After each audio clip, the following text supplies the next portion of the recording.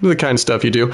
So this, I originally played this on the Xbox 360, way back in the day when I thought it was important to buy all the consoles and then make sure I had at least one game for each. And this was one of the games that I was happy to play on the Xbox over the PS3. Now, playing it, 10, 15 years later, there are elements that are immensely charming. I love the weapons that level up and get incrementally stronger, not by much, but they do get a little stronger. I love the dungeons. It's very Zelda-esque, and you feel so smart when you solve a puzzle that you have been sitting on for 5 to 10 minutes, and you're just like, please give me your secrets, and then you get those secrets, and you're just like, I'm the man.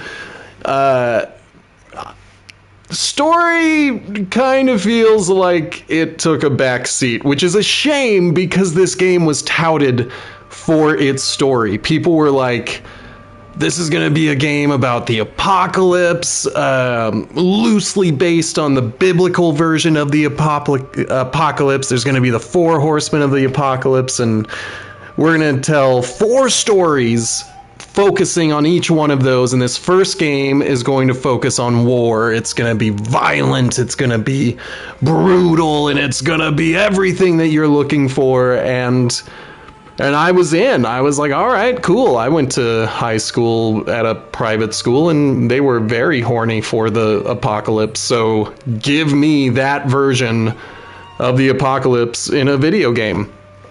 And I mean, it nearly delivers. It really has a strong opening, and then about halfway through, it feels as though they kind of bit off more story than they could chew, and so you start getting these weird accusations. There was someone supposedly pulling the strings the whole time, but we never met that person. I thought it was Uriel, but apparently it wasn't. So I just remember originally playing this game and thinking it was brilliant. It was the greatest thing I had ever played, and I couldn't wait to play the sequel. And now coming back so many years later, I'm just like, I remembered this being grander than it was. And I mean, don't get me wrong, the gameplay is pretty much on point.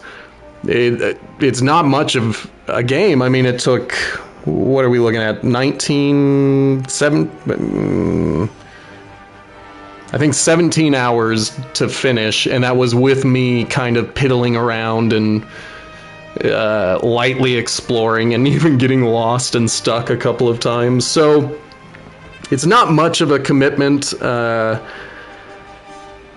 it is still loads of fun for how much it aged. I'm just sitting here thinking, like, what do I remember of Darksiders 2? Did I like its story? I seem to remember liking the game more than this one, and I do like this one quite a bit. It's not perfect, it's dated, it could, media gets rebooted all the time.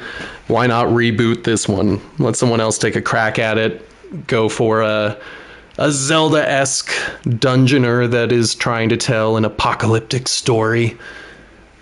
But if it never does, if this is the game that we have for the rest of time, then, I think it's a good representation of its time. So I dig it. I think it's fun. I think it's a good time, and I'm going to jump back in and ride around a bit.